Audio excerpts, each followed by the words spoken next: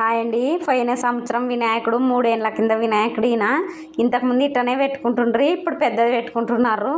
చిన్న వినాయకుడు మా ఇంట్లో వినాయకుడు పెద్ద పెట్టుకున్నారు. ఈ సంవత్సరం పెద్దది తెచ్చుకున్నారు. ప్రతి సంవత్సరం చిన్నదే తెచ్చుకుంటుండ్రు కానీ ఈ సంవత్సరం అయితే పెద్దది తెచ్చుకున్నారు. ఆదివారం రోజు పూజ చేసిన మా ఇంట్లో వినాయకుని ఇటు తెచ్చిపెట్టాలి కదంగా.